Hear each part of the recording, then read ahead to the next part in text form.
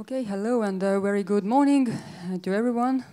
We will start today's first session, and our first two presentations will talk about the Estonian archives in Australia, and about the first part of the archives, or how the archives in Australia was born.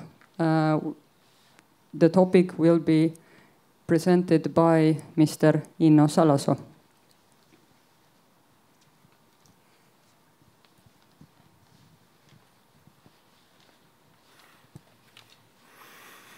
Good morning, ladies and gentlemen. Well, I'm Inno Salasoo, born in Tartu,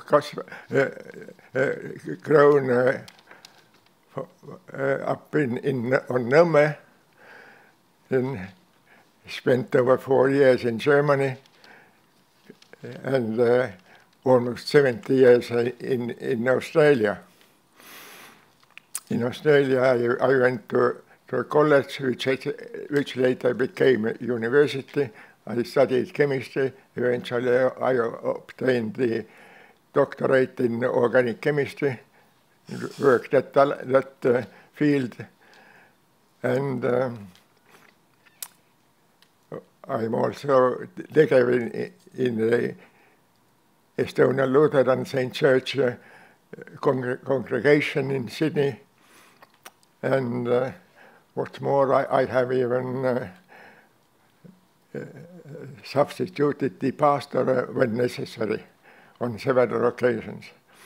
Anyway, here today I want to talk about the Estonian archives in Australia, the first 40 odd years.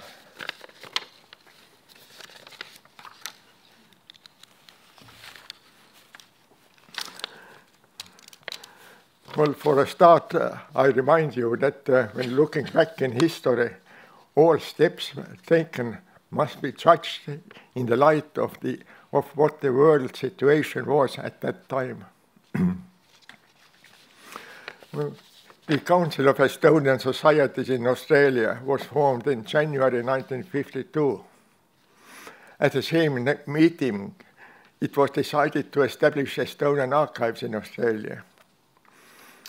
At first, it was intended to collect materials about all Baltic nations. But before long, it was realized that this would exceed our capacity. So it was decided to limit our efforts to matters concerning Estonians. During the first 12 months, several people were trusted with getting the archives going. But a year later, on January 8, 1953, it was given, the job was given to my father, Dr. Hugo Salasoo, and he took it on himself, and he looked after the archives for 38 years. By profession, he was a pharmacist, doctor of pharmacy, and well, I would point out that in the late 20s and early 30s, there were only 2 universities in Europe that offered the degree of a doctor of pharmacy. These 2 were Tartu and Budapest. Right. So as a pharmacist, he had to improvise the running of the archives. So he kept this for 38 years, and it should be noted that he received no remuneration for it. On January 8, 1991, at the age of 89 years, he handed it over to me. These archives were to serve several purposes. Firstly, to collect and save data about the life of Estonians in Australia. Secondly, and more importantly, to collect and store evidence that Estonians as an ethnic and cultural group have existed for centuries, that there has been an independent country named Estonia, and that Estonians abroad carry on the Estonian culture while Estonia is occupied by Russia. It was clear that the Soviet Union was just a smoke screen for the centuries-old Russian imperialism, which tried to wipe Estonia as a country and Estonia as a nation and ethnic identity from the world. In other words, the archives were to collect and save proof that Estonia as a nation and Estonia as an independent country have existed and are continuing to exist, even though the country is occupied by a foreign force with genocidal intents. Third aim was to collect and save printed material published in the free world in Estonian language, as well as about Estonia or Estonians, or written by Estonians in any language. Fourthly, to collect and save photos, films, and recorded sound materials of Estonians and their activities. And occasionally other items came to the archives. One of them was in 1980, when I was in Stockholm. Then I was given, in order to pass it on to our archives, a pocket watch, old-fashioned pocket watch with a dented cover. The man, soldier, had this in his pocket, and the bullet came there and dented the cover and saved his life. And his wish was, when he had handed it in to some archivists in Stockholm, that it should be sent and kept as far from Estonia as possible. So it was given to me, and I passed it on to the Estonian archives in Australia. Right, and also the Estonian archives collected copies and memories, and copies of memories and personal correspondence, and well, it could be kept confidential in a closed fund until a predetermined date. So the establishment of and the aims of Estonian archives in Australia were announced in Estonian media throughout the free world. All publishers of newspapers, magazines, and books were requested to send free copies of their products to the archives. Individuals were requested to send newspaper cuttings about Estonians or Estonia. And if anybody, including those who had left Estonia before the World War II and gone to Australia, if any of them had books, magazines, or papers that they had brought with them, and if they didn't want them any longer, they were asked to give these to the archives. Well, the response was encouraging. Materials of all kinds began arriving. Initially, the address of the archives was a Sydney Estonian House. When Hugo Salasoo took care of the archives, it comprised about 90 books and a few copies of newspapers and magazines.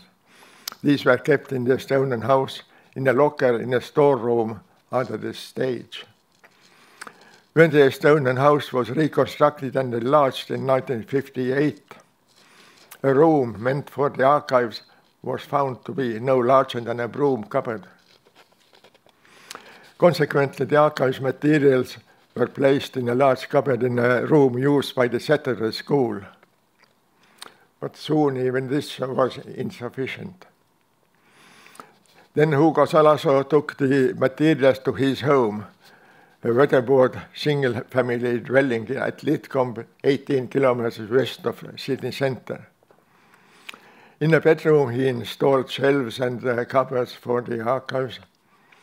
The space shortage was temporarily overcome, but the danger of fire in an about 70 years old weatherboard dwelling remained.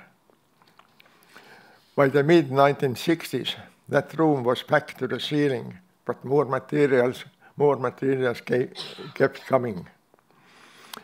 The owner of the archives, the Council of Estonian Societies, had no funds to provide more secure and suitable rooms.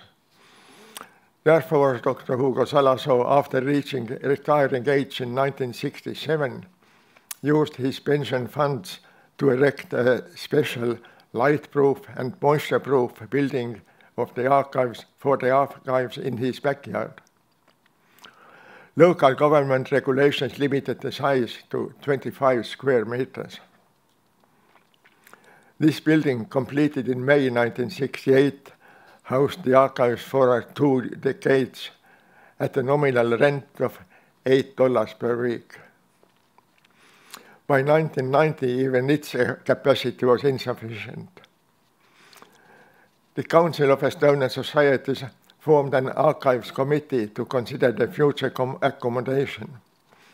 The possible solution to transfer the archive holdings to a university library was excluded because experience elsewhere showed that anything in the libraries that hadn't been looked at for 1 year was thrown out, for the libraries too suffered a shortage of space. Finally, a section of the Sydney Estonian House was adapted to accommodate the Estonian archives.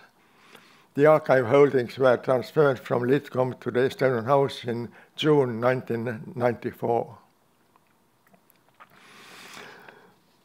Well, while the archivists Hugo Salasoo tried to collect in the archives all books, periodicals, and other printed materials in Estonian language published in the free world after 1944.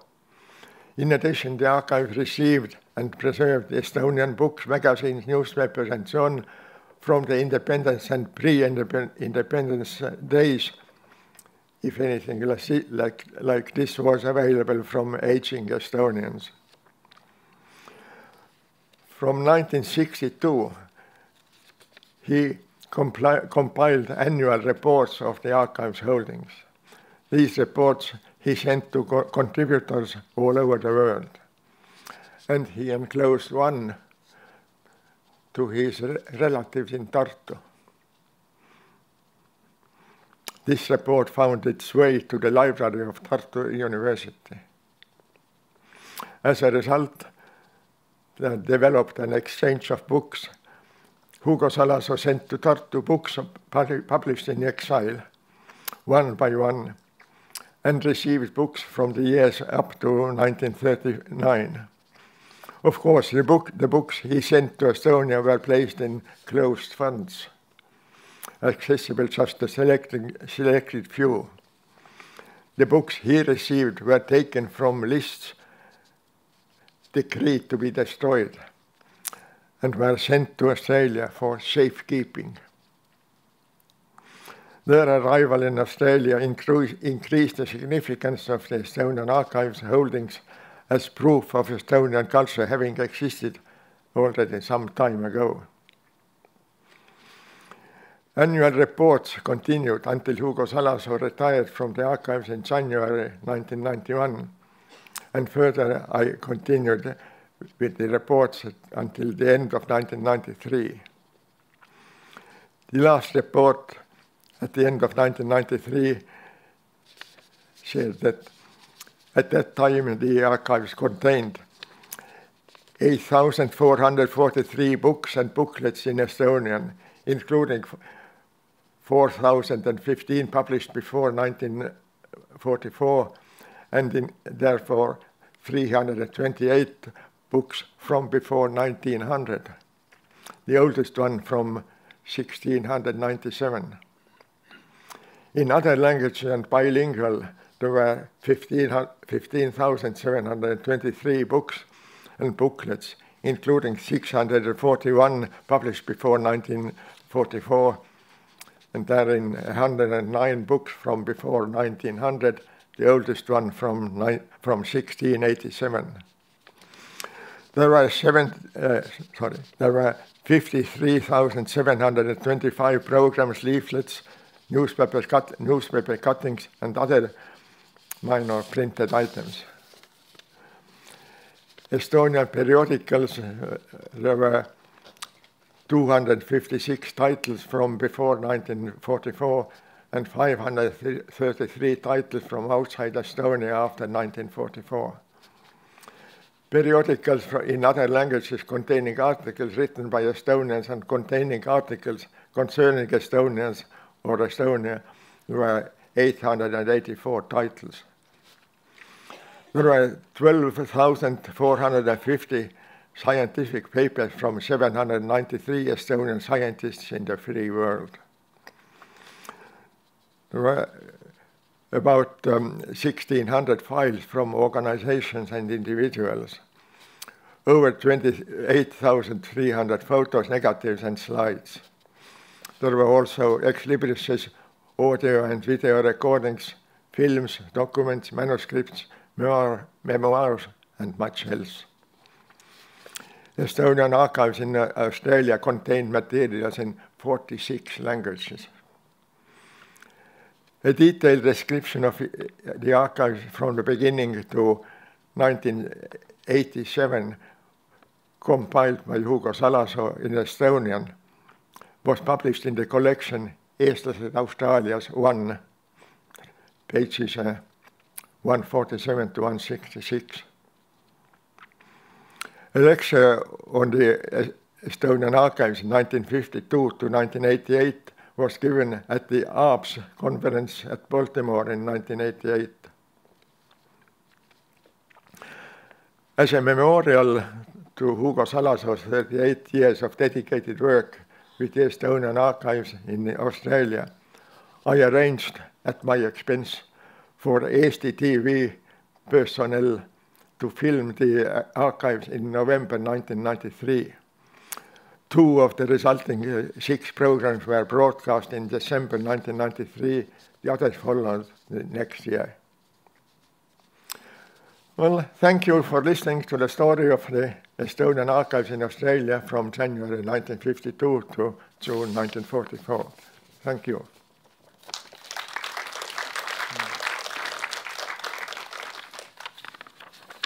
Thank you very much. Now the time for questions and comments. Just wipe your hand and please let's use the chance.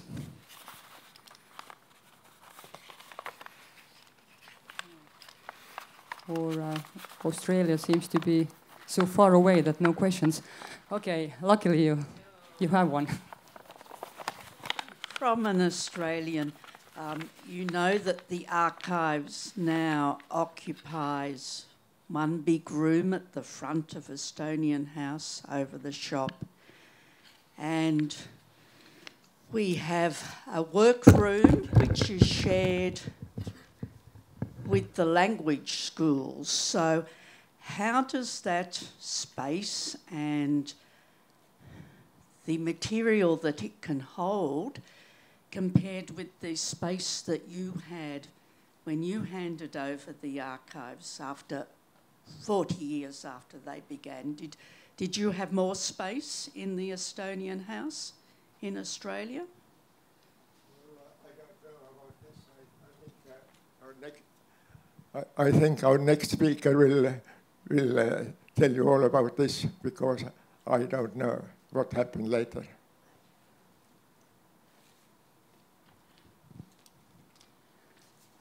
Some more comments? Or okay, thank you very much, Inno Salasoo.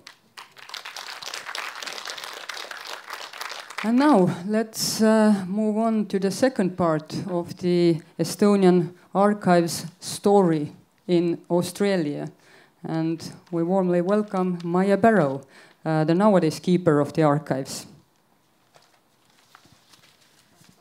Tulette meille, kuidas see käib. Kui ma tahan oma ma tahan jätta seda momendiks. Nii et esimene slaid, kuidas ma esimese slaidi üles saan. Kohe vaatame, kus sul on see. See siin. Ja kui ma tahan ta käima panna, mida ma surun? F5. Okei, ja edasi? Good morning, everyone. I'm glad to see that there are two of us from Australia talking and one asking questions, because we are a little disappointed that in this lovely slide, whoops, wrong one. I want to go back one. How do I go? Oh, that was it. Eelmise peale. Never mind, it'll do, leave it. Nii et see täiuslikult on täiussuuruses sellega. Yeah. On the lovely logo that we have with the flags and the map of the country, you may notice that there is no Australia. We're used to being forgotten at the bottom end of the world, but when we go back, have a look. Next time, let's put Australia on the mark. I'm absolutely delighted to be here. I am one of the, I guess, people who've been to all of these, and I find these extremely valuable in both my archival education and in just making connections with the other people in the memory institutions. Now, you heard about the first 40 years of the archive. I will continue our story from 1994, which is when I became the archivist. I was in Estonian House one day when someone said to me, Raivo Kalamäe wants to speak to you. Now, everyone in Sydney knows that when Raivo Kalamäe wants to speak to you, it means work. So he tapped me on the shoulder and said, I would like you to become the archivist. And I thought, why not? How hard can it be? I'd been working with the university's second-hand book sale for 12 years, and I thought you just tidy up the books and sort out the papers, and that's it. Well, how wrong can you be? It wasn't like that at all. I spent a year lifting things from one place to the other and plaguing the university archivist for advice. And then I decided that I would go back to university and learn just a little bit about archives, just enough to get me by. Well, I think everybody here knows that once you start down this track, there is no stopping. It becomes addictive. You always want to do more. So in the end, I did a master's degree in information management so that I could handle this archival job properly.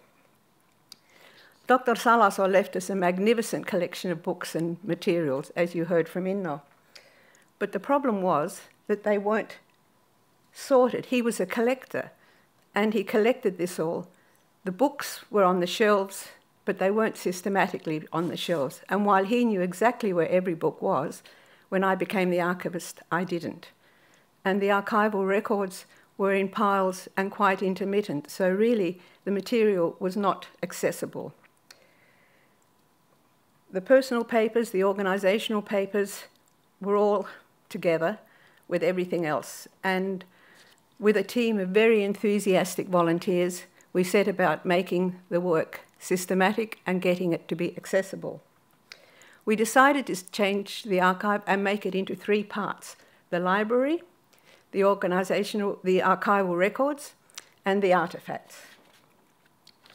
The books we arranged in a modified Dewey Decimal System because that was the system used in most Australian libraries.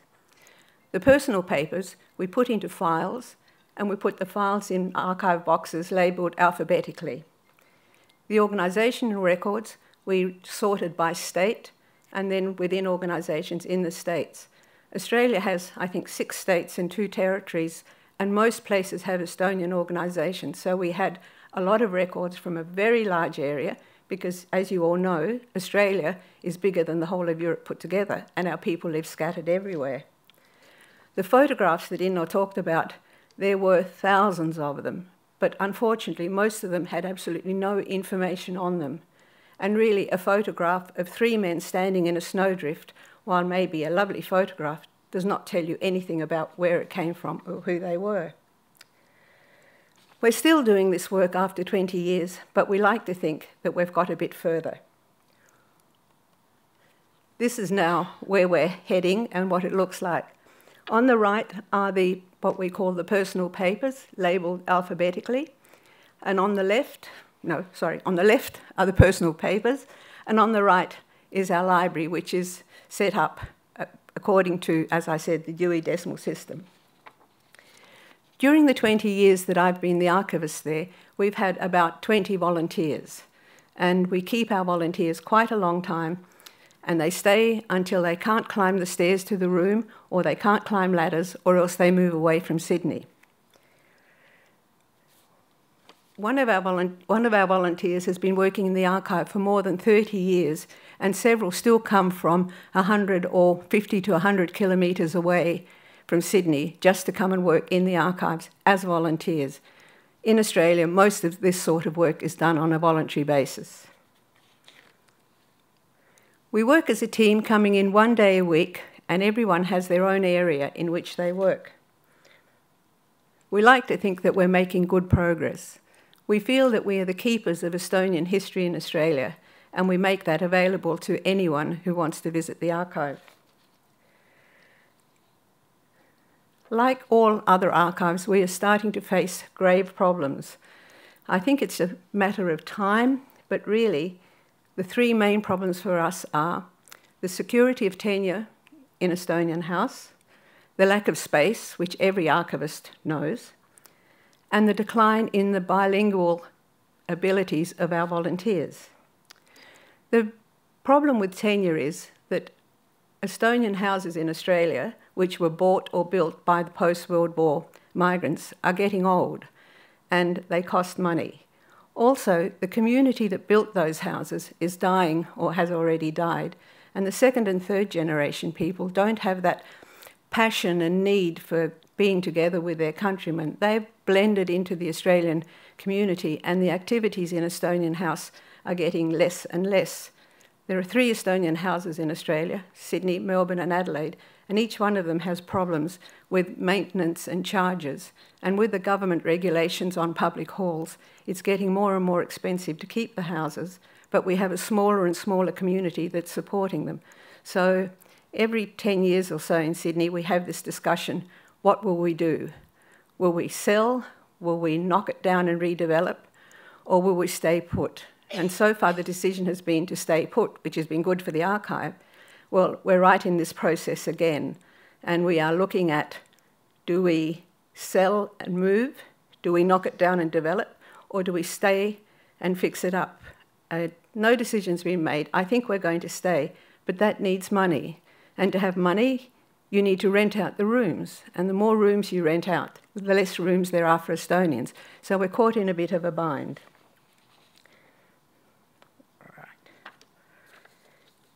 With the lack of room, and we had to give up a stack, as Inno said, we have a, or Anne I think said, we have a archive room, which is a reasonable size. We share a workroom with other committees, and it really gets a bit tight. The stack that we had to give up because they wanted to rent out the room, and suddenly we had to get rid of lots and lots of books and journals and magazines.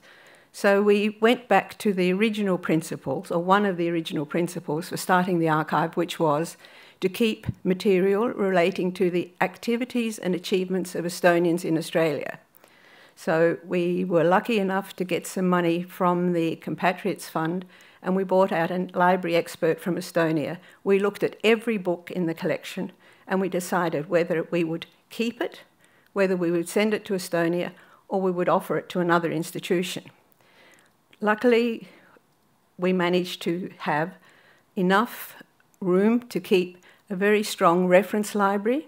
We keep all the books written by and about expatriate Estonians, and we keep, again, books written by or about Estonians in Australia.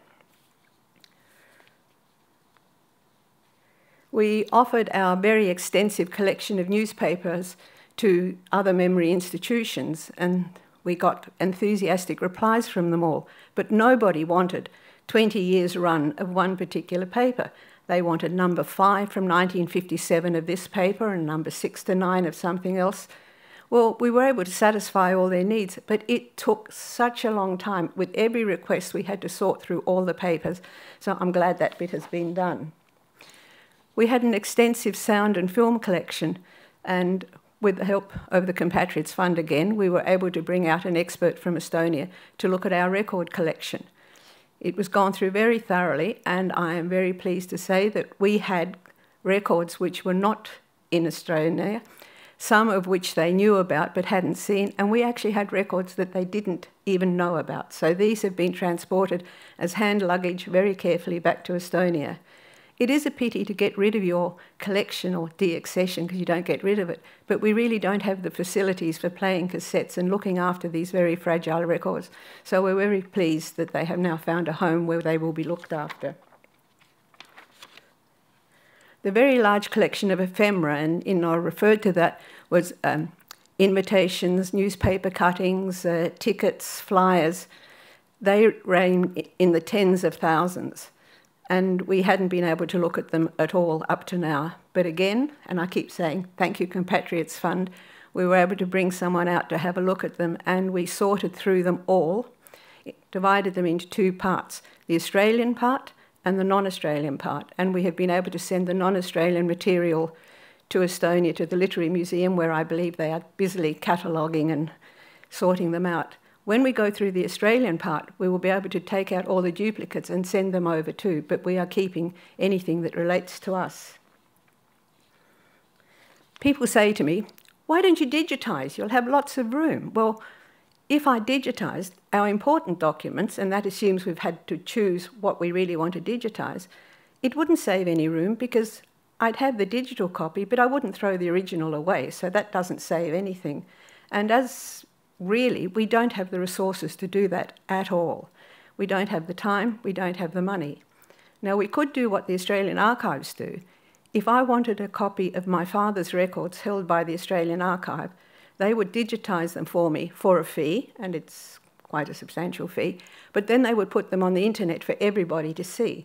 Now, some people may want their records up, some people may not, but most of our records, we couldn't do that anyway because the Australian Copyright and Privacy Acts are very strong, and we don't have the paperwork from early depositors to say that we can actually do it.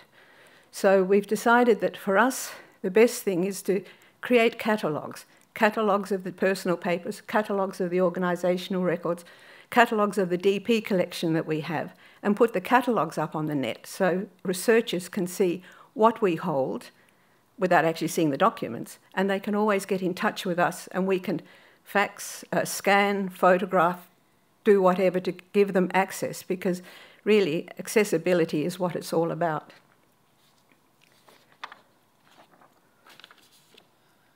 Our third big problem is with volunteers.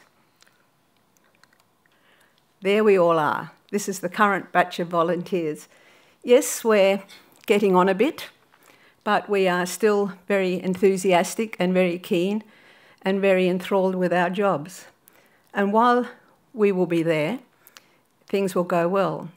But the second and third generation Estonians in Australia, although they may speak Estonian, they certainly don't read Estonian. And while our records are coming increasingly in English, because if you are a registered organisation, you must have your minutes and your reports in English.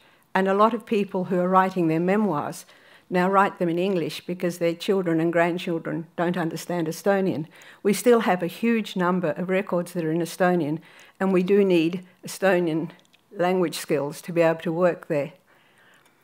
There are new Estonians, as we've talked about new and old Estonians. There are new Estonians in Australia, but most of them either work or are home with young children. And to be honest, they're not very keen on voluntary work. Australia is a country where volunteering is a way of life, but maybe we're a dying breed. But the young people expect to be paid, and we just don't have the facility to pay anybody to do this sort of work. I don't think anyone in the archive has ever been paid. And if we need work done, we have to rely on the Council of Australian Societies to fund us, or else the Compatriots Fund, because there is no one else. We need to find answers to these questions: the security of tenure, the space, the volunteers, the access. I think we're getting on well. I think we're slowly getting there. We have a lot of discussions with other ethnic archives in Australia, and they're all in the same boat. There has been an idea mooted that somebody, I presume the government, provide a central repository for the records of all the ethnic groups in Australia. But that's not really worthwhile, because if you put them in to a repository like that, there is no access.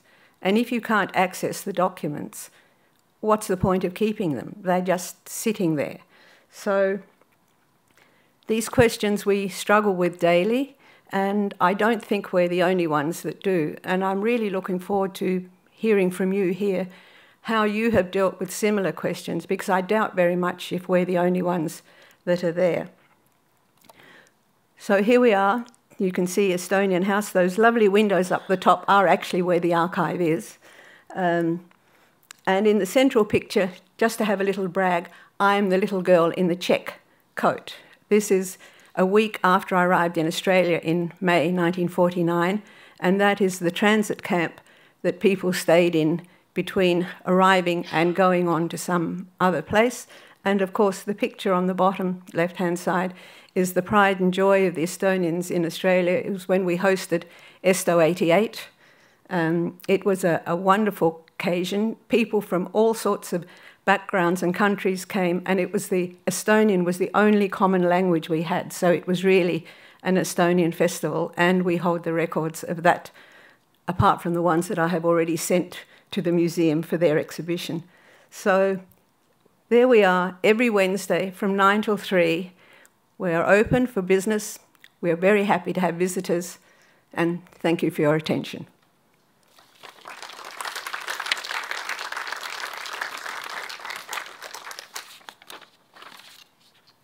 Thank you, Maija.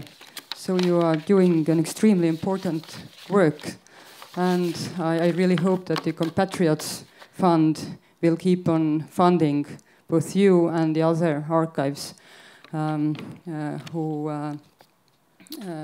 have been listed. Okay, questions? Again from Australia. Come on, everybody, don't let her have it all. I'm Dundon Smith from Australia.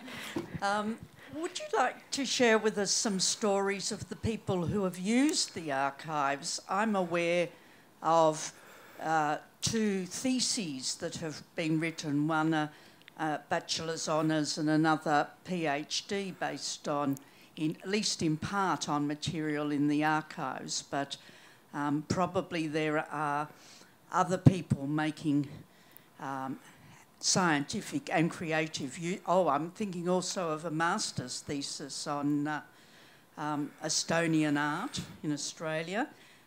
Probably there are others making scientific, academic, creative use. Could you tell us some of those stories?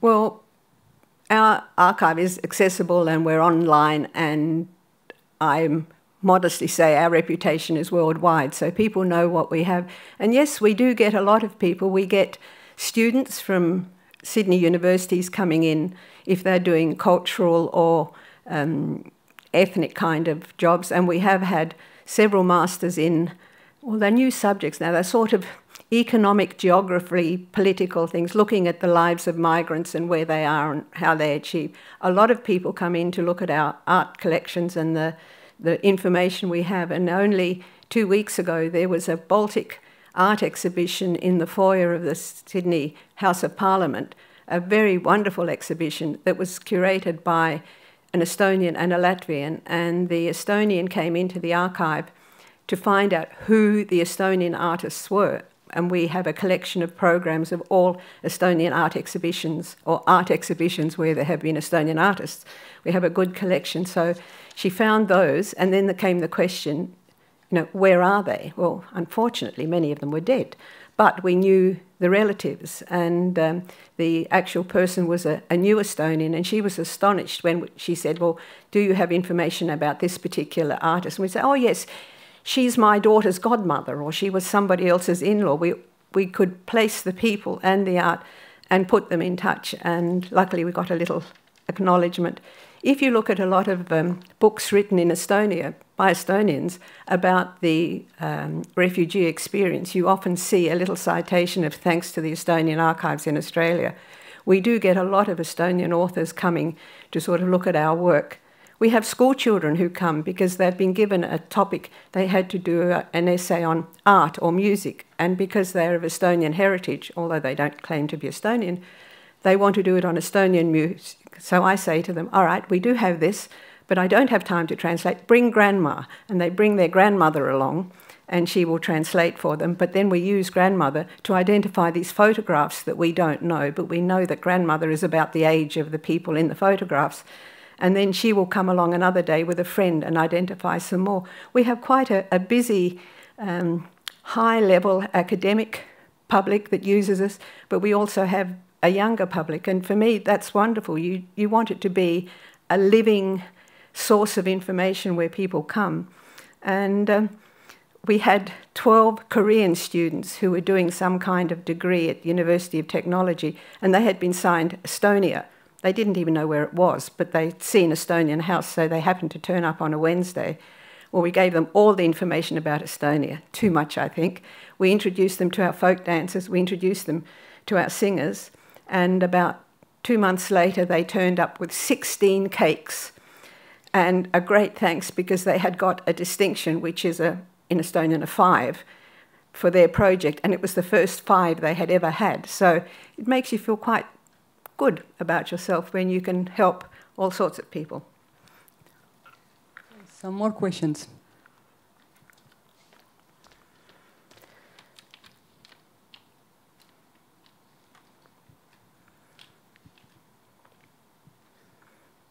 Yeah, thanks for the presentation and wish you all the luck in the future too.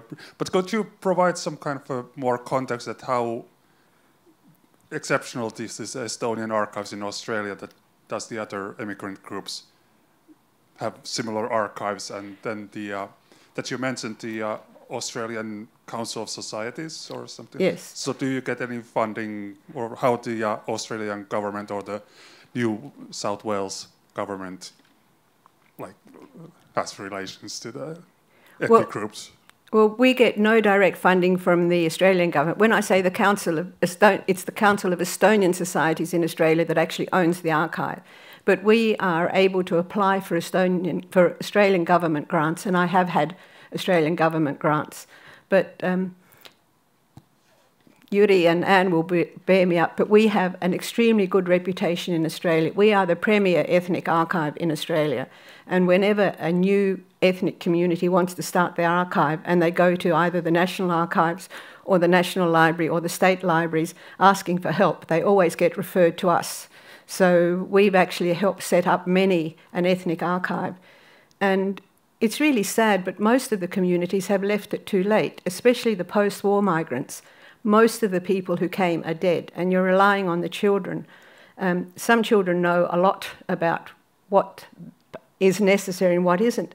But the big problem, and it's the same for us, is if the children don't read their mother tongue and their parents die, they have all these documents that they can't read. They don't know what the value is, and they throw them away. So the trick is to get to people before they die, or organisations before they close, so that you have a chance to get the records and then sort them out yourself. But the Croatian archives in Sydney are definitely one of our babies. We set them up from beginning. I spoke at fundraising functions to try and impress the Croatians to hand over money so that they could have an archive.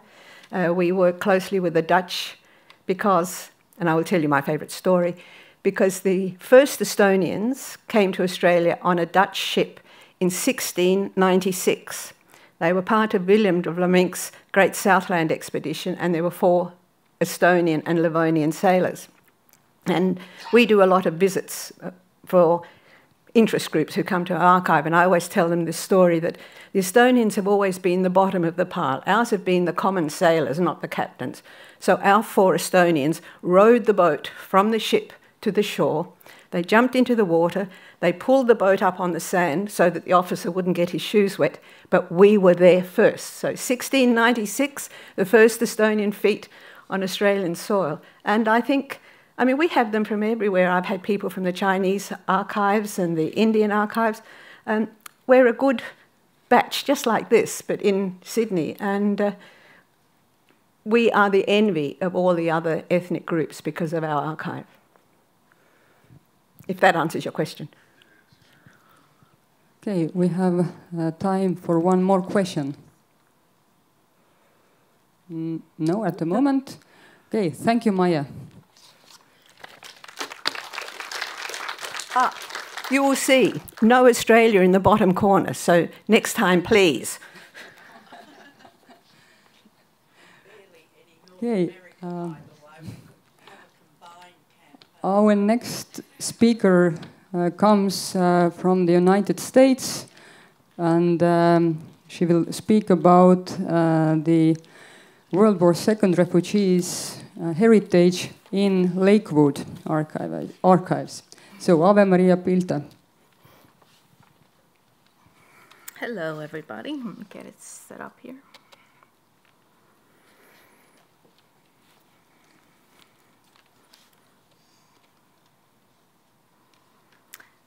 Full screen. This is in Estonian, so computer talk for me. Oh, here we go. And then I just use the arrows. Okay.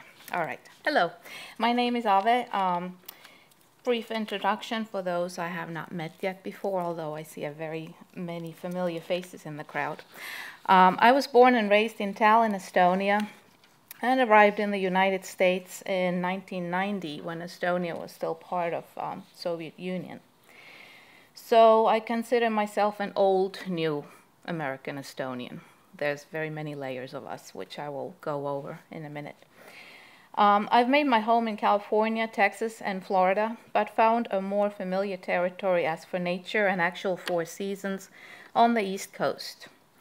Fate has brought me together with an interesting group of Estonian World War II refugees, and now it has been already 5 years since I've been working as an archivist at the Estonian Archives in the United States, which lays in Lakewood, New Jersey. I am a photographer by profession, so I have mostly compiled some interesting photos from the archive. Also, as in Australia, first Estonians arrived in North America during the colonial era already, although it is factually a little bit hard to prove because at that time there was no Republic of Estonia or any kind of other legal entity bearing the name of Estonia. So the sailors that jumped ship were technically citizens of Empire of Russia or Kingdom of Sweden. And as I said, there are quite a few layers of how we label ourselves in America. There's the old Estonians, which means prior to World War II. The World War II DPs, Soviet dissidents, fortune seekers, and so on. Interesting photo I found in our collection was this photograph of an Estonian pub that was already in New York City in 1904. As you know, pubs are important to any culture as a meeting place. This one features a nice potbelly stove for warmth. The first wave of political refugees happened after 1905.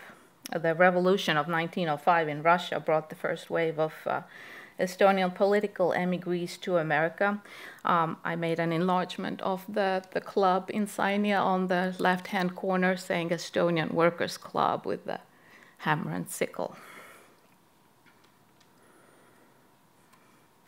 Then came the Nazis. That's a bit of a tongue-in-cheek, but that's how a lot of times the World War II refugees are categorized by those who do not know the whole history behind them better. This is actually from a Sakala ball, this photograph. The reason why 14,000 or so Estonians went westward was self-evident.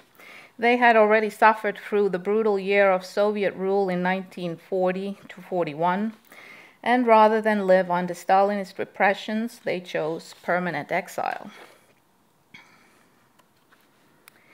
Many Estonians fleeing their homeland during World War II, most were, however, hoping to return home as soon as the war was over.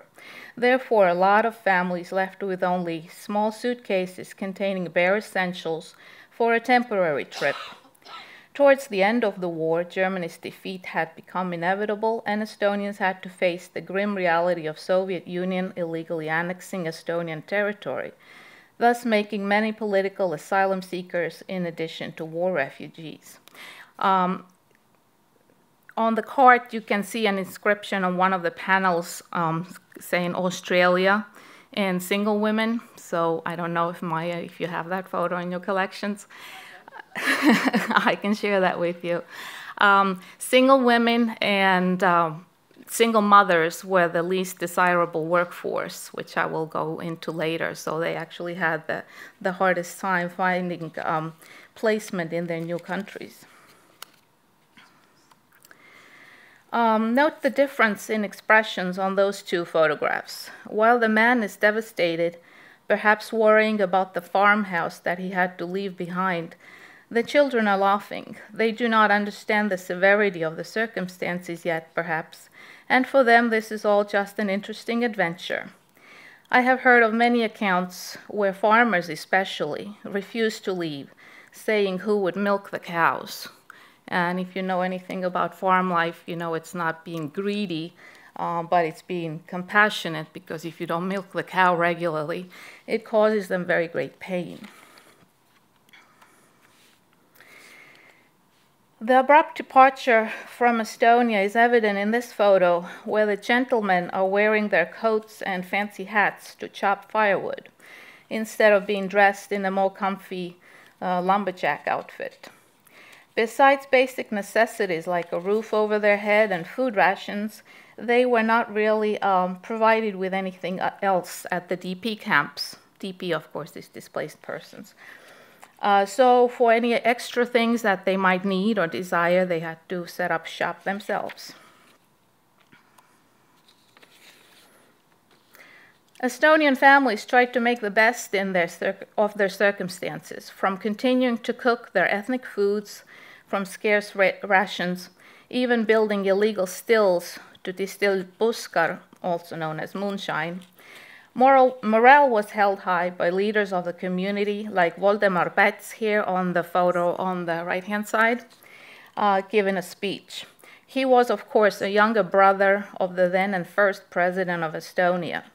Voldemar himself was an artist and an artisan who later emigrated to Canada. Of course, Estonians can't function without singing, so laulupeod were soon instituted, the song festivals. Those who had neglected to pack their fall costumes assembled them from donated military surplus and blankets or whatever materials were available. For example, instead of being able to weave a woolen traditional skirt of many colors, different color strips were just sewn on from yarn and so-called silver brooches hammered from soup can lids. As the saying goes, eestlane oskab ikka millestki saia teha. Estonians know how to make something from nothing. Schools of all ages and grade levels were also set up immediately, so children would not fall behind in their studies.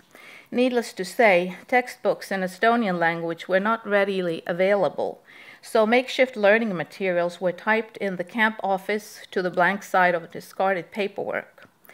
Most important, though, was to keep current with the news, as the progress of war would determine their fates and also the current foreign politics. Radio news were broadcast and then transcribed on steady basis, and then published in many newspapers or just notice boards for all to see in their native Estonian language. You can see just the multitude of different titles that continued to be published during those uncertain years right after World War II. Once it became obvious that the refuge was not so temporary, and returning to Estonia, which by now, of course, was illegally annexed by Soviet Union, was impossible. Many hoped to continue on to the United States, the land of the free that welcomes all huddled masses, the land where all is possible and the streets are paved in gold. As an unidentified U.S. general on the left-hand photo here is inspecting the camp and making sure that the ladies appreciated the blankets they had sent over. When I came across this photo with the general, it immediately reminded me of an interesting little fact. I'll see if you agree with that.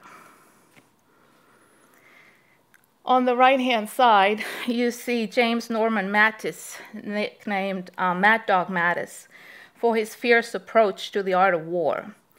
He is a former United States Marine Corps general who served as 11th Commander of United States Central Command during the presidency of Barack Obama, and now continues his service as the current United States Secretary of Defense.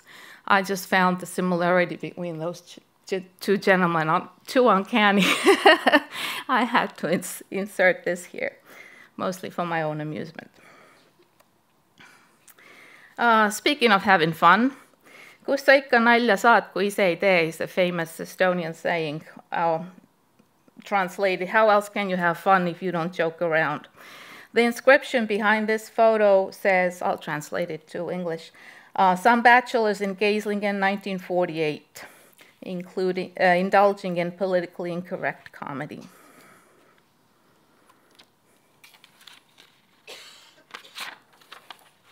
There is a common misconception that refugees could simply arrive in the USA whenever they felt like it after World War II.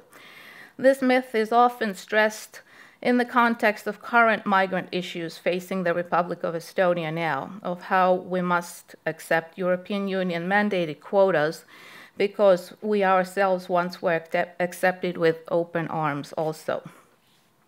In fact, one needed to fill out a lot of paperwork and prove an American sponsor was guaranteeing accommodations, living wages, in order to be granted admission. We have tens of thousands of these immigration papers from the Estonian Relief Committee, Eesti Abistamiskomitee collection, which lists the family names on this first panel, including all the minor children. The photos are attached. On the other side, you will see what languages they were speaking, what their skills were, and what type of work they were hoping to find. Very often you'll see somebody being a teacher or police captain or something quite very well educated, and the job they desire is farmer, factory worker, just anything. And the ladies during that era, many were, of course, just homemakers. So their skills were that she could become a seamstress or a housekeeper and so on.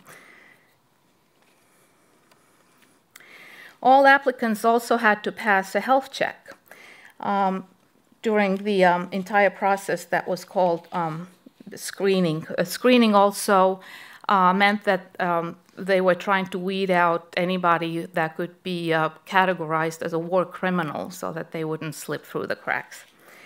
For example, anyone testing positive for tuberculosis was not allowed to emigrate until they could produce a clean bill of health after completing treatment. The translation behind this photo says, one chap who successfully passed the screening got tipsy, drunk with happiness and certainly some puskar or moonshine. And now we come across the Atlantic. Seabrook Farms Company was started by Albert P. Seabrook in 1870. Among the agricultural firsts at Seabrook was the use of overhead irrigation and gasoline-powered tractors. In the early 1930s, they partnered with Clarence Birdseye and General Foods to quick freeze vegetables, which subsequently enabled Seabrook to become the first major produce supplier for the United States military. At one point, the company operated the largest processing plant of its kind, supplying 20% of the nation's packaged frozen food. Providing that kind of output requires a sizable workforce, and the need became especially acute during World War II. Migrant laborers and college students traditionally worked the fields during the summer, but many were called to war, leaving a severe labor shortage. Japanese Americans who had been placed in internment camps at the start of the war were eventually permitted to move to other parts of the country for work, and many chose to try Seabrook. German prisoners of war held in nearby Senerton were also sent in as additional labor. Displaced Europeans from Latvia, Estonia, Lithuania, Hungary, and Germany also found their way to Cumberland County and then to the farm. During the 1940s and 50s, 32 different ethnicities were represented within Seabrook's workforce, with more than 20 languages being spoken around the farm. I think it's a Pontiac, correct me if I'm wrong. Many Estonian men also found employment in construction and even started their own construction companies, as that was the fastest way to make the most money. This enabled them in turn to hire more Estonians that were arriving later. A common saying of any idiot can put a brick on top of another brick, but it actually takes brains and skill to be a carpenter, illustrates the friendly ribbing between bricklayers and carpenters. But they both donated their time, skill, and resources to build the Estonian House, the archive building, and the church in Lakewood. Estonians assimilated into local life quite well, as many, especially younger folk, learned English quickly, and they went to regular local high schools. And for example, in Lakewood High School, especially the Estonian guys were very popular, both with American girls and Estonian girls, because they were all tall and blonde and great athletes, winning lots of trophies for the high school.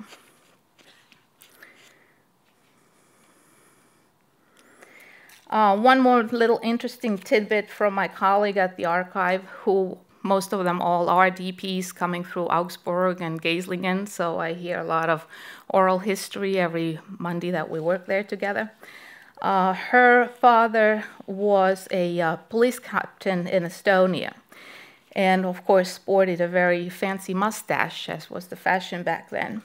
In Seabrook and in Lakewood area, he found employment in a chicken farm. As an egg layers owner myself, I can vouch that next to pigs, hens are indeed the smelliest farm animals.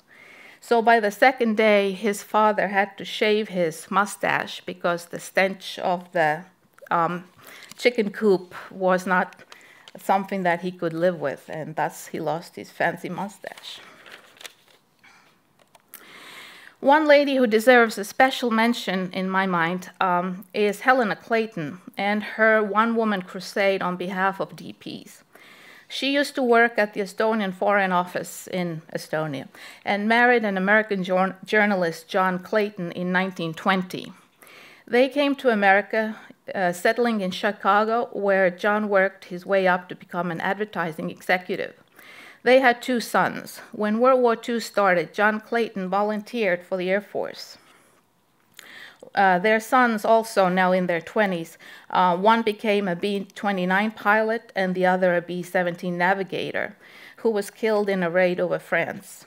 Helena became involved with Estonian Relief Commission, Eesti Abistamiskomitee. As I indicated, arriving Estonians needed local sponsors, people who would provide them with a place to live and any job available. Helena Clayton's attitude and chutzpah is summed up in this August 6, 1950 Parade magazine interview by Arthur Shea. And I quote, "Look," Helena said, "you want to write the magazine article about me and all the DPs I brought to this country. You're going to have to type the copy for your editor. How would you like to have a nice Estonian girl help you? She types 50 words per minute." This can-do attitude is indicative of many newcomers who knew they had to rely on their own wits to make a new start. The Honorary Consul General of Estonia in Canada, Lars Leivat, has declared that his uncle settled in Lakewood already in the early 20s. Many Estonians settled there in the 30s, almost exclusively from New York City, where an active community had already formed. A young newlywed couple, Konstantin and Marta Laht, in 1933, played a significant role in community history, having donated the land where the current Estonian house still stands. The Estonian refugees demonstrated great self-reliance and spirit of entrepreneurship. This extended from poultry farms established in the 30s to 3 pubs owned by Estonians in the 40s and 50s. The community feeling among Lakewood Estonians has expressed itself via the economic high achievers giving back to the community. The Estonian clubhouse was completed in 1947. As the number of Estonians eventually increased to thousands, additions to the building had to be made in the 1970s to accommodate larger gatherings and theater productions.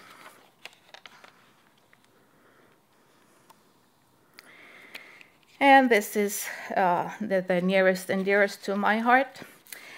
The need to archive important documents, especially as pertaining to legal immigration issues, emerged already in the DP camps in the 1950s.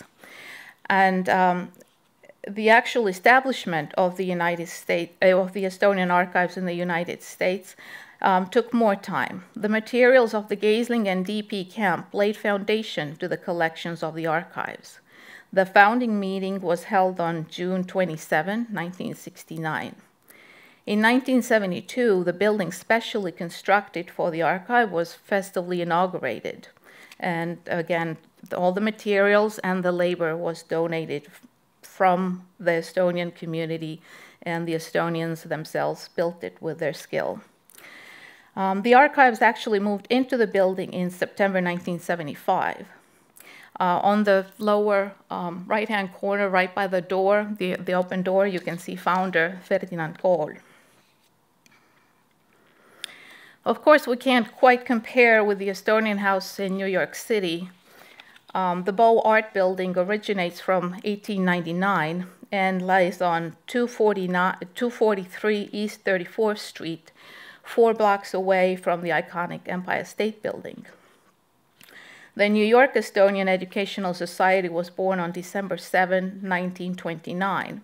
The name, including the word educational, was created in order to minimize tax implications of a private sale. The 25-square-mile town has the largest yeshiva, which means an Orthodox Jewish seminary or college to train future rabbis, in the world. Beth Medrash Gavoha is its official name. The population has now exceeded 100,000 people, making a once tiny village the 8th largest town in New Jersey, which is quite evident during the gridlock traffic at rush hour. However, driving is a breeze on Saturdays when it's Sabbath and they are not allowed to drive. This press photo depicts a handful of the circa 10,000 mourners that attended the funeral of Rebbetzin Reshe Kotler on Sunday, July 20 in 2015. She was the wife of Rabbi Shneur Kotler, the former dean of Beth Medrash Gavoha. Prior to 1930, there were 27 old Estonian families in Lakewood. After World War II, the arriving DPs increased the Estonian population to 578 families. Figuring that a typical family consists of at least 3 people, 3 times 578 is 1,734. So I think it's safe to say that in its heyday, there were about 2,000 Estonians living in Lakewood. The heyday of Estonian expatriate activity in this diaspora was the 60s and 70s, with many choirs, sports associations, folk dance groups, etc. But with the changing demographics, the number of Estonian households remaining in Lakewood has fallen to 5 in 2018. So from 578 to 5. This is our current team of volunteers. This photo was taken at last Christmas luncheon. As you see, there are more than 5 people on the photo, luckily. I, for instance, was behind the camera. Well, actually, a smartphone. This is due to the fact that some of our dedicated volunteers drive here from surrounding areas like New York, Princeton, etc. My own commute, for example, from further down in South Jersey is 4 hours round trip, or about the same as Tallinn to Tartu.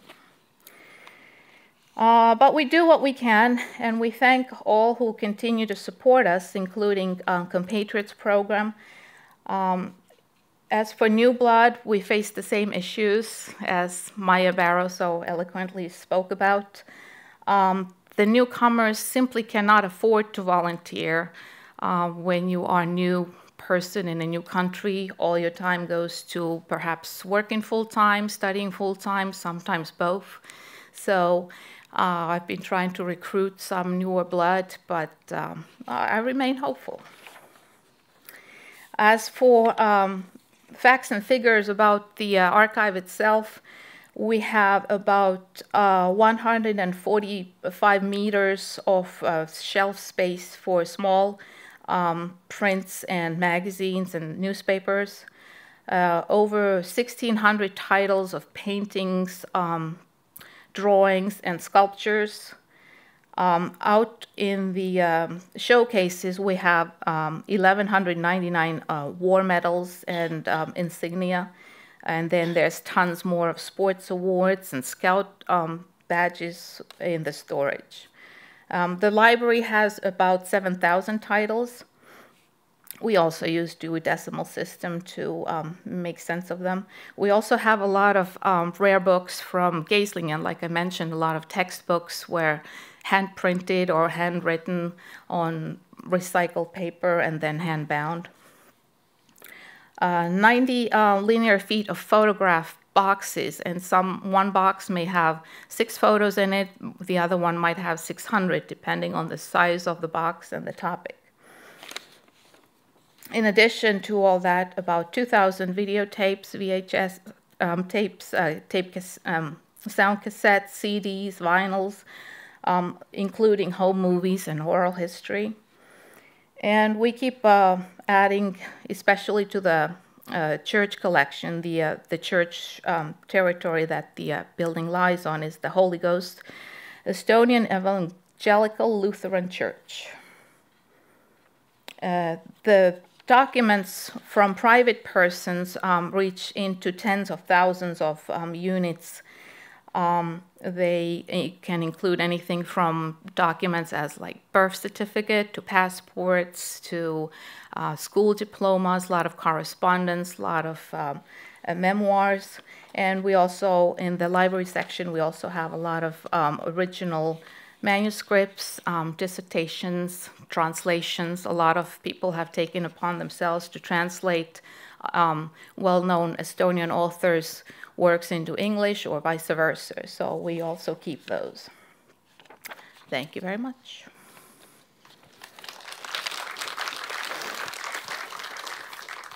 Thank you. And yeah.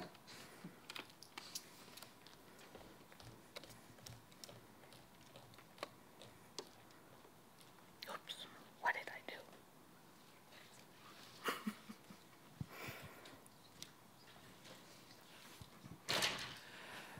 I would like to, my name is Markus Felke, by the way, from Germany. I would like to know, you talked about wartime criminals from Estonia and the so-called Nazi refugees. And I would like to know if you have any evidence how many wartime criminals have been detected after they came to the US.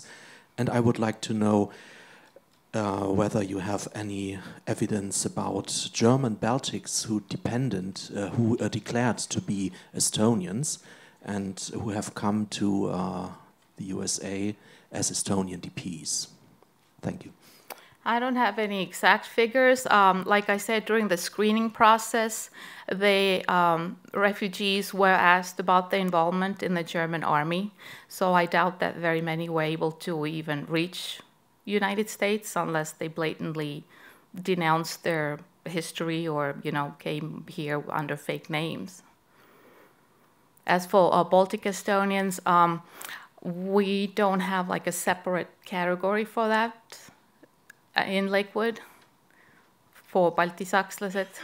I think it's kind of a new territory for most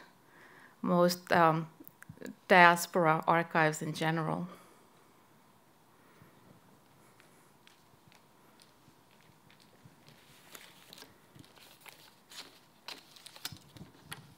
Ma ei tea, kas te saate vastata mulle. Ma olen kuulnud, et Lakewoodi arhiivist viidi palju materjali Minneapolise ülikooli hoidlatesse. Kas te võiksite natuke selle kohta rääkida? The question was about transferring some of our materials to Minneapolis, Minnesota. That is true. In the University of Minnesota, there is an Immigration History Research Center, which is an organization that we collaborate with. Due to the lack of space, simply, and through a substantial grant from Estonian expatriate community, a special little collection was started there where we could send some of our materials. Unfortunately, dealing with only volunteers, this happened, was it like maybe 6-7 years ago, something like 10 years ago? Was before my time. Some of the collections, unfortunately, ended up, let's say, 8 boxes in Minnesota and 2 are still in Lakewood. So it was kind of a haphazard move. But they are searchable. They have not digitized, but at least the list of what items they have in Minnesota is viewable through their website. And on our records in Lakewood, we have a notation after each name or collection box title, whether physically it's still in Lakewood or has it been sent to Minnesota. By the way, the Immigration History Research Center collects materials for all ethnic groups that wish to be housed there. I think there are about like 200 ethnicities right now. And Estonia is the 5th largest. So they say, please don't send us anything anymore. We have enough.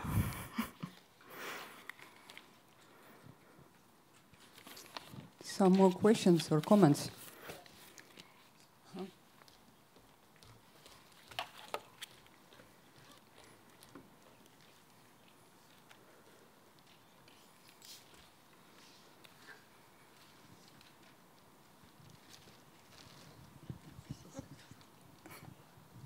In Lakewood, it wasn't just a matter of not having enough room, but it was also that in Minnesota, we knew that the archives that were sent there would stay there forever. In terms of how long it's going to keep going in Lakewood, we don't know, because most of the people are elderly who are volunteering there, and you can't really tell how long we'll keep going there. So that was like main reason for having it there. And I think we sent as much as we could. I think they had a certain limit at that point, like, okay, we can't take any more, we have this much room. That's correct. And I think the priority was given to the collections dealing with Estonian organizations. That's why currently in Lakewood we have mostly the archival documents pertain to private persons, like isikukogud. But files concerning different American Estonian organizations, they were mostly sent on to Minnesota. I thought quite a few individual ones were sent there also. They had to be notables. Yeah, okay. I want to make another comment that in terms of coming from Germany to the US or Canada, it wasn't only that you had to go through a lot of paperwork and screening, et cetera, et cetera. Lots of times you still weren't accepted. The family members may have been all healthy and everything was fine, but you couldn't get here. I know personally, my uncle's family tried to come to the United States also, because both of his sisters were coming here. And he tried and couldn't make it. Then tried for Canada, wasn't accepted. And eventually then was accepted in Australia and went there. That's true, yep. Just wanted to add that. Thank you. Okay. Thank you, Ave Maria. Thank you.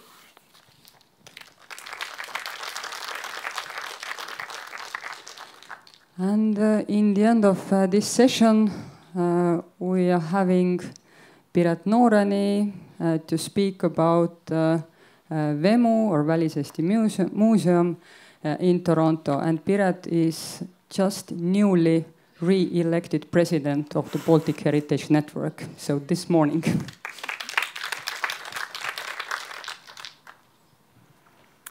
Thank you, dear friends. So, hello, dear colleagues. As many of you already know, I've been working in Toronto for the Museum of Estonians Abroad, VEMU, almost 9 years now.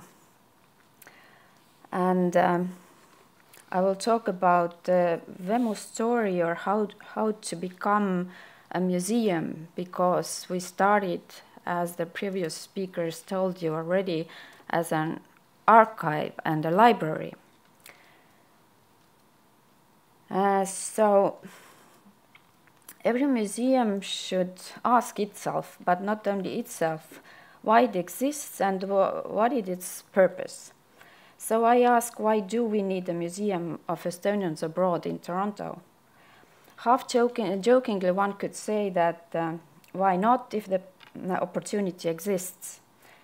The real reason, of course, is that Canadian Estonians deserve their own museum, and more broadly, all Estonians deserve it, so we can tell our story far from the homeland in one of the largest communities of Estonians abroad and one of the most multicultural cities. But why is this museum possible in Toronto specifically?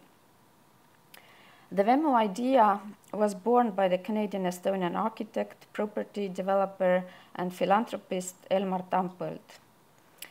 VEMU, as the permanent depository of Canadian-Estonian archives and publication collections in downtown Toronto at Tartu College, would become a monument to Canadian-Estonian cultural sustainability. This was Tampõld's wish, who also was a long-time president of Tartu College. What are the requirements for this to be possible? The first is, of course, Tartu College, a successful Estonian business endeavor, a not-for-profit institution, an 18-floor student residence with a sizable income, able to support the development of VEMU and its archival and cultural programs. Tartu College is also home to Estonian academic organizations, fraternities and sororities, as well as many societies.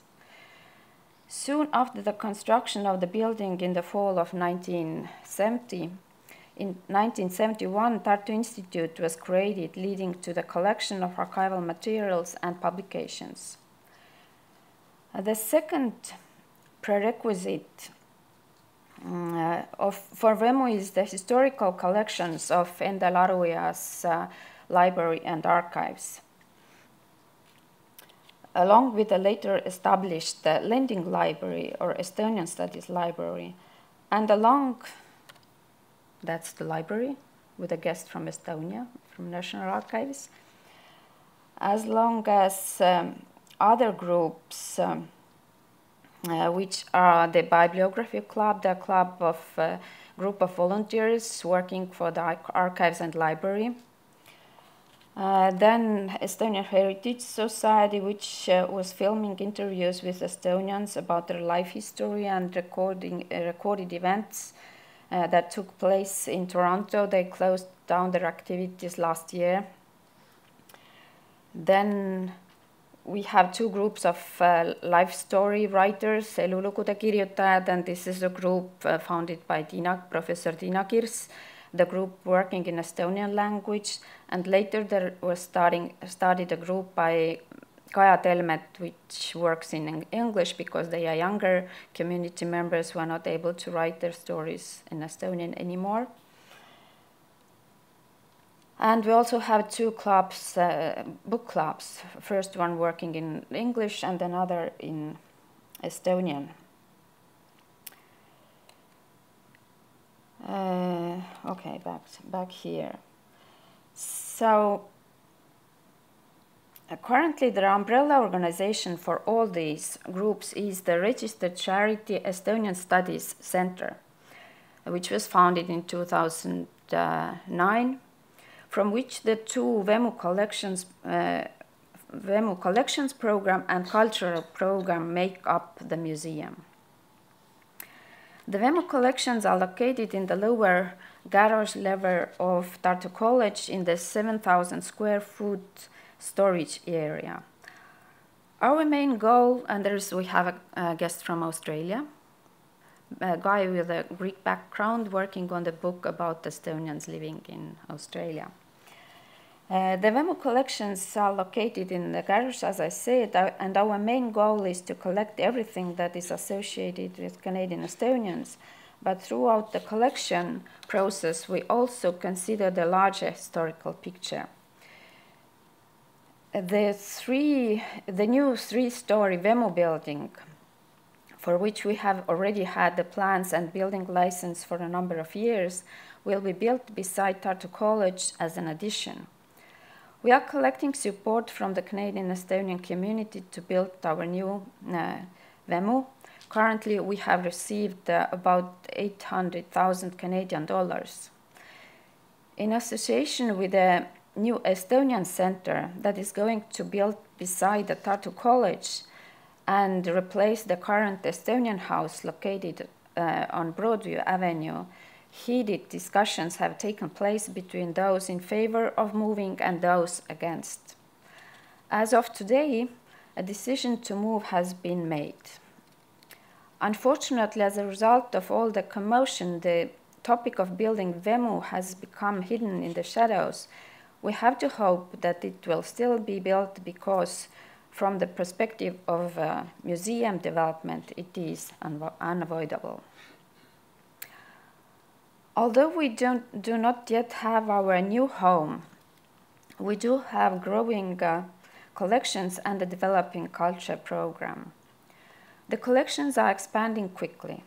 Every year we receive about 100 larger and smaller donations into our regular collections, which are documents, photos, audio and video material, and books, newspapers, and magazines for the library. Over the last few years, we have also directed our focus on growing our art and artifact collections for the museum. Among these collections, one can find national costumes and other ethnographic items, Estonian-themed souvenirs, memorabilia, suitcases, of course, brought with people during their flight from the homeland, and much more. We even have a model of a refugee boat, the schooner named Manni, upon which refugees fled from Kihnu Island in the fall of 1944. One of the refugees, Leida Sepp, who was 5 years old at the time, explains her story beautifully in an interview along with the photos and other materials. At the request of the Estonian Central Council in Canada, we will move collections of the Estonian Central Archives in Canada soon from the Estonian House to Tartu College.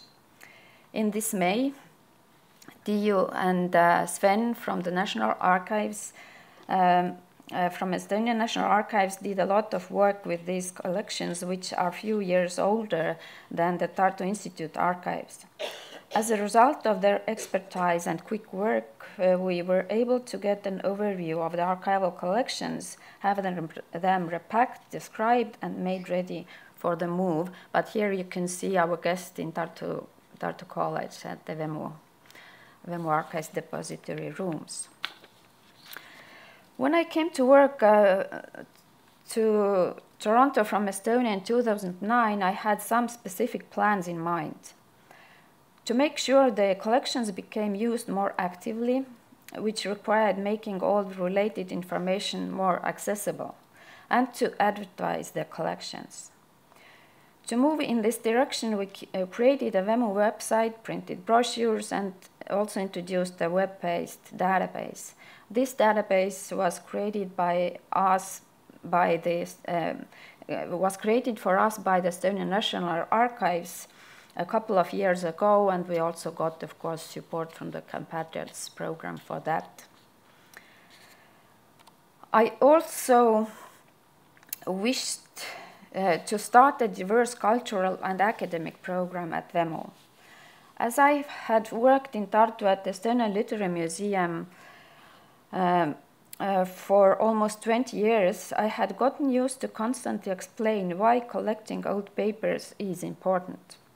Understandably, historians do not need such explanations. However, state officials and donors do. A community archive and museum, which WEMU is, must constantly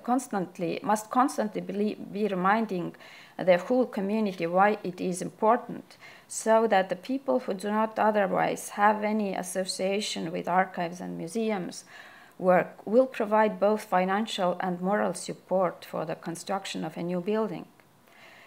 The reminder also functions as a way of keeping people aware of the potential historical value of their possessions and to donate them to the museum. How do museums and memory institutions advertise themselves? By making use of media channels, of course, and social media platforms through announcements and sending invitations to events, but also through programming and initiatives. WEMU has access to a technologically well-equipped hall at Tartu College, as well as the lobby and hallways surrounding it, which has become one of the most active meeting places for Toronto Estonians. From the fall to spring, there is rarely a single week that we don't have at least one cultural event. Historical programs, exhibitions, lectures, seminars, book releases, and film screenings are the most important events for a museum. Through such programs, we tell the stories of Canadian Estonians, not just for ourselves, but to other nationalities in Canada, and of course to Estonia. It is just as important to address broader topics of Estonian history. Tying history to current political and cultural events is a natural and inevitable process, which we try to keep in mind when planning our program. For this reason, when putting together our programs, we have tried to follow the themes that are announced for every year in Estonia. So we have celebrated the Year of the Sea Culture, the Year of Children and Youth Culture, as well as the Year of European Culture Heritage this year. A modern memory institution has a number of other diverse functions, especially when located in a relatively small diaspora so far from Estonia. WEMU attempts to be a cultural diplomat of sorts, where we can bring together Estonians living in diaspora and in the homeland along with their cultures. Additionally, WEMU should help to promote Estonia in Canada. This all requires close-knit collaboration on many fronts. We have a number of partners in the form of Estonian organizations in Canada and the US, and cultural and memory institutions in Estonia and Canada.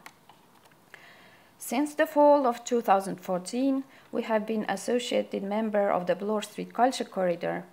Currently, 29 different organizations belong to the BCC, including the Royal Ontario Museum, the Royal Conservatory of Music, Hot Dog Cinema, and many others. Over the last 4 years, we have collaborated with other Canadian Baltic groups, Latvians, Lithuanians, and Baltic Germans under the working group umbrella of Baltic Canadian Imprint. Now I will discuss our exhibition program in more detail. We do not yet have a new museum, with a friendly space for a permanent exhibition. But currently we attempt to provide a wide range of knowledge and experience with our temporary exhibits. Some years ago, we held public discussion to find out what Canadian Estonians would like to see as VEMU's permanent exhibition.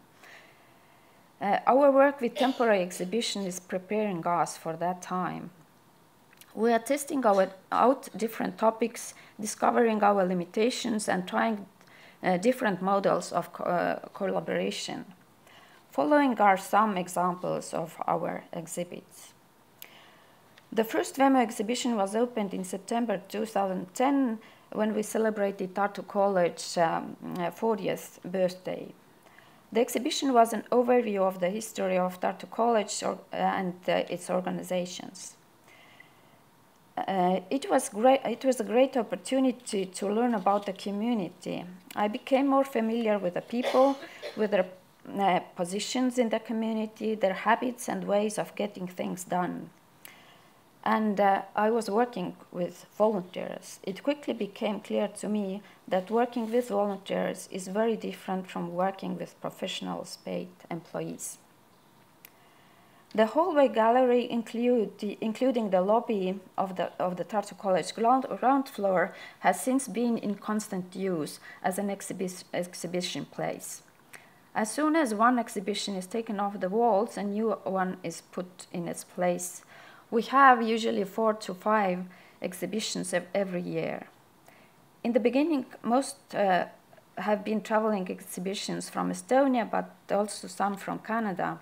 Currently, most of the exhibits have been curated and completed at VEMU, often in collaboration with one of our Canadian or Estonian partners. We complement our exhibitions with additional programming, conferences, lectures, film screenings, and sometimes even theater performances. For example, at the opening of the exhibition Estonians in Siberia in September 2011, Dr. Raimar Aag from Uppsala University gave the first Dr. Vello Soots Memorial Lecture on the topic Emigration of Estonians Through the Ages. Dr. Vello Soots Memorial Lectures, by the way, are one of our traditions, like traditional lecture series. The exhibition was created by the Estonian Literary Museum and the Estonian Academy of Arts. We prepared a theater performance based on the life stories book written by a researcher of the Estonian Folklore Archives, Anu Korb, who was also one of the authors of the exhibition. The performance was done by Ilutuli Theatre and titled The Lives and Stories of Estonians in Siberia. We also screened a film about Estonians in Siberia, Võõra maade sees, a documentary by Andres Korjus at the Toronto Estonian Supplementary School, with whom we very often share our program. Anu herself was present, and as she is well acquainted with Siberian Estonians, she was able to speak her way into the hearts of Toronto Estonians. After the event, a number of Toronto Estonians came to me to say that they had never learned so much about Estonians living in Siberia up until that point. What was especially surprising to them was that the experience of being and living as an Estonian far from the homeland was very similar. Siberian Estonians traveled from Toronto to the Immigration History Research Center in Minneapolis, and after arriving back to Canada was exhibited at the Roberts Library of the University of Toronto. We do not always have, that's at the library in Toronto, the exhibit. We do not always have to rely on archival sources to speak about history and what it means to be Estonian. We have had pleasure of preserving the work of Canadian Estonian artists, and I'll talk about 2 of them. And both of those collections, or the exhibits, tell the story of being Estonian in their own way. And the well-known Estonian author Arvet Virlaid's granddaughter, who lives in Vancouver, Jessie Anneli Virlaid-McNeil's collage exhibition Outsider Inside, a collage series of the Estonian Song and Dance Festival 2014, takes us back to the 2014 Song and Dance Festival in Tallinn. The series explores the perspective of a young Canadian Estonian during the festival, from moments of mundanity to emotional highs. While expressing themes of memory and experience, Jessie Anneli collages pose the complex question, what is an Estonian today? The exhibit was later also displayed at some places in Estonia. Arne Roosman from Bancroft, Ontario, is a lithographer, designer of books, stage sets, and murals, as well as an illustrator and painter. His touch of arsenic sketching the past was a retrospective of Arne's childhood. He fled Estonia in 1941 with his parents and 7 brothers and sisters to Germany, where they stayed throughout the war. Arne tells his story through pictures in the form of an exhibition. The story has now also been published as a book, both in Estonian and English. And Arne, by the way, is also an author of the murals, which you can see on the walls of Tartu College when you come visit us. And those murals tell a story of Estonian cultural history. Eha Komissarov and Ellu Maar, art historians from the Kumu Art Museum, came to Toronto to get acquainted with Vello Muikma's inheritance. Muikma was a professional photographer. In addition to sorting the archives, they found some of Muikma's colleagues and students. He was teaching photography at OCAD, and put together an overview exhibition of Muikma's work. This exhibition has since become under the careful watch of Ellu Maar, a book which was published in 2016, and you can buy this book from Estonian bookstores. Convincing partners to collaborate with us has not been too hard, and I already told you the story about this exhibit, which we opened at the first day of the conference, so I would not go into details with that, but that's for sure is one of our biggest exhibition projects we have been working on. In 2016, another collaborative project was completed, the story of the Baltic University, Adventure and Struggle. Helga Merits completed a documentary about the Baltic University, and she also used our archival photos and also received a substantial financial support actually from the Estonian Studies Center. And it was quite natural for a collaborative exhibition of historical photos to be put together, providing an overview of the short-lived but long-lasting imprint of the Baltic University. The photos were accompanied by Helga's short descriptions, and Helga was present at the opening of the exhibition and the conference dedicated to the 70th anniversary of the Baltic University. An exhibition about Roman Toi, a Canadian-Estonian choir director and a composer who celebrated his 100th birthday in 2016, was made in collaboration with the young curators at the Estonian Theatre and Music Museum. This exhibition had many purposes. To celebrate Roman Toi, of course, but in addition to the young curators in Estonia learning extensively about Estonian music history abroad and the history of Estonians abroad overall, we digitized Roman Toi's scrapbooks at Vemu before sending them to Estonia. Every new exhibition has pushed us to organize, describe, and digitize our collections and add to them with new material. This was also the case with this exhibition. The exhibition was opened in both Toronto and Tallinn at the same time to celebrate the maestro's birthday together. The process of filming a documentary about Roman Toi, director Kalli Paakspuu from Toronto, took place simultaneously with the curation of the exhibition. This spring, Roman Toi left us right before his 22nd birthday, but Kalli's film should be completed in fall this year. We have organized a number of joint events and created the exhibit Sharing Our Stories, the Baltic Diaspora at Home in Canada, with the Baltic Canadian Imprint Group. There you can see the Lithuanian member of our group, Danny Breen, from the Lithuanian Museum Archives in Toronto, Mississauga, with one of the community members. The exhibit presents 30 panels holding the stories of Canadian Balts from their time in the Baltic countries up until they started their new lives in Canada. The exhibit has been on display in all of the Toronto Baltic Community Centres, but also in Ottawa and London, Ontario. The exhibit has received a lot of positive feedback for the reason that all of the stories are presented in parallel with one another. The fate of Baltic Germans after Umsiedlung has been especially eye-opening to other Balts. The exhibit is based primarily on oral history in the form of interviews, which all of the communities conducted among their community members. Relevant archival material was also collected for the exhibit.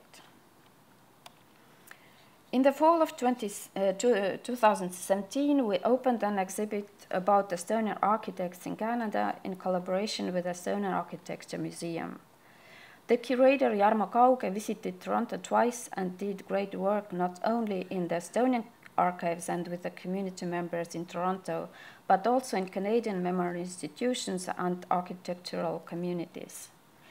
The result was a thorough and professional insight into Canadian architectural history, to which Estonian architects have made remarkable contributions. The expanded version of the exhibit was on display in Tallinn, and that's a picture from this Tallinn version at the Estonian Architecture Museum this May. An exhibit catalogue is also in the process of being published, and I have to say that has probably been the most internationally popular exhibit, or the exhibit which got more interest from the Canadian larger public, because that's a part of the Toronto history. The architecture exhibit is one of our gifts to Canada for 150th birthday and Estonian centennial. This past spring, Rakvere Theatre opened the production Lahus, which was commissioned by Vemu and written by Liisi Rohumäe from Estonia. The play discusses Canadian Estonians and their relationships with their homeland. The play will be performed in Toronto this September when we host the Baltic 100 week. And as you can see, it takes place at the archival depository rooms. That's the first play about Vemu archives. And maybe about any Estonian archives. I haven't heard about any other play talking about or what the activities will happen at the archives, right?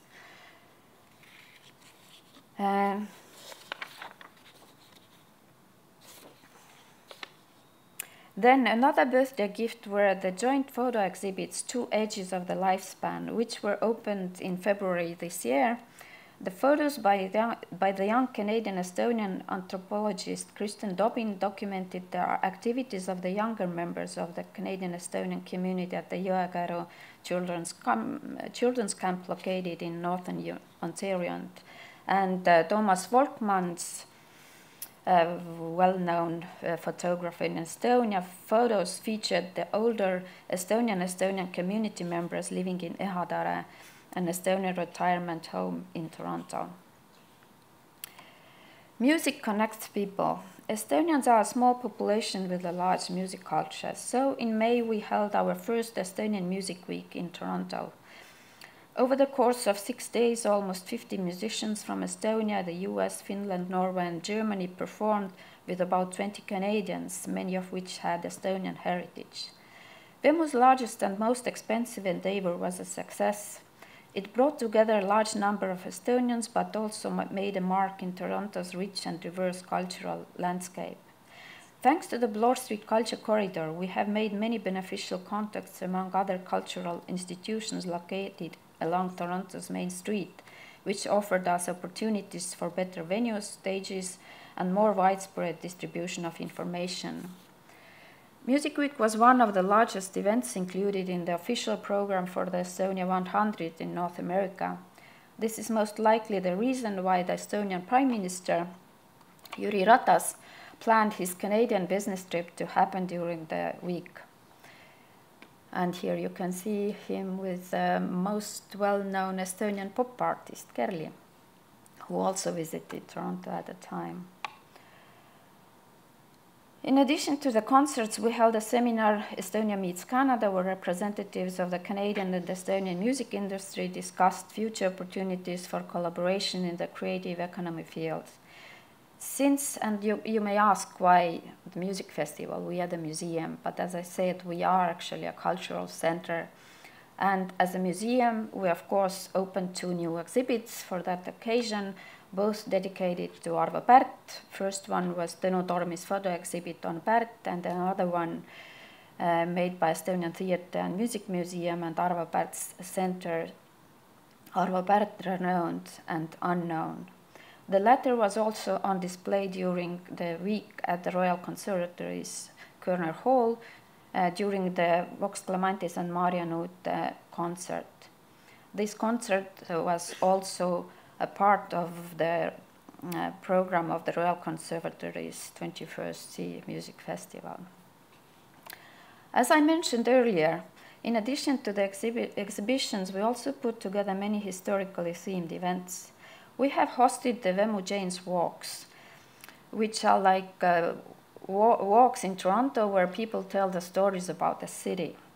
We have introduced the buildings designed by Estonians in downtown Toronto, and also the partner organizations of the Bloor Street Culture Corridor and the history of their buildings. Prime Minister Ratas also participated in a similar cultural walk during his time in Toronto. And one of the most popular events have been our cooking shows, of course. Food is popular, where we have prepared our grandmother's foods. And here you can see about 80 Estonians who showed up with their rolling pins to make traditional Estonian kringel.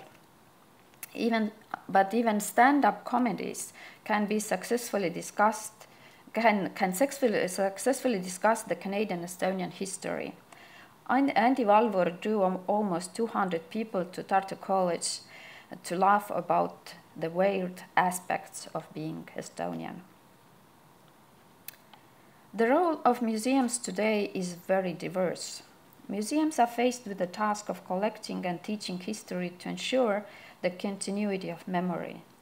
But the museum as a living cultural organism must also be capable of speaking to the present by always creating new content, which will hopefully one day also be considered history worth remembering. Thus, I wish all the museum workers, but also to all the archivists, the strength and perseverance for thinking of new and creative ideas.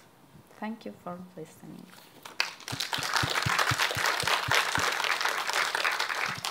Thank you, Piret. So as time is up by now, let's leave all the short and long questions to the lunch table. And let's gather back here in the hall at 2 o'clock. But now I think that lunch is already there in the restaurant. So let's enjoy.